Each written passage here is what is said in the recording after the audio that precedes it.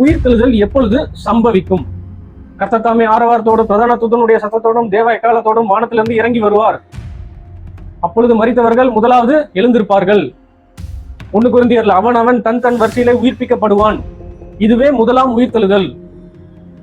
இந்த முதலாம் உயிர்த்தெழுதல் எப்பொழுது சம்பவிக்கும்? 7 வருட பாலாக்கும் அருவருப்பானவருடைய ஆட்சிக்கு முன்பதாகவா பின்பதாகவா? நல்லா கவனிச்சுக்கோங்க.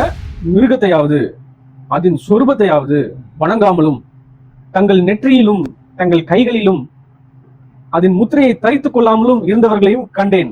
அவர்கள் உயிர்த்து கிறிஸ்துவுடனே கூட 1000 வருடம் அரசாண்டார்கள். அவர்கள் உயிர்த்து 5ஆம் வசனம், மரணம் அடைந்த மற்றவர்கள் அந்த 1000 வருடம் முடியும் அளவும் உயிரடையவில்லை. இதுவே முதலாம் உயிர்த்தெழுதல். எங்க இதுதாங்க முதலாம் உயிர்த்தெழுதல். மிருகத்தையாவது அதன் சொர்பத்தையாவது அதன் முத்திரையை தரித்துக் கொள்ளாமல் இருந்தவர்களை கண்டேன். அவர்கள் உயிர்த்து, இதுவே முதலாம் உயிர்த்தெழுதல். 7 வருட பாலாக்கும் அருவருப்பானவனுடைய ஆட்சிக்கு முன்பதாக சபை எடுத்துக்கொள்ளப்படுதல் நடக்காது.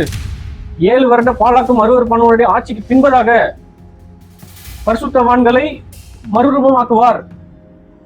மரித்த பரிசுத்தவான்கள் முதலாவது எழுந்திருப்பார்கள். அவனவன் தன் தன் வரிசையிலே உயிர்ப்பிக்கப்படுவான். இதுவே முதலாம் உயிர்த்தெழுதல். முதலாம் உயிர்த்தெழுதலுக்கு பங்குள்ளவன் பாக்கியவானும் பரிசுத்தவானுமாய் இருக்கிறான். இந்த ரகசிய வருகின்ற போதனையை கொண்டு பிசாசானவன் இந்த இடத்துலதான் வஞ்சிப்பான்.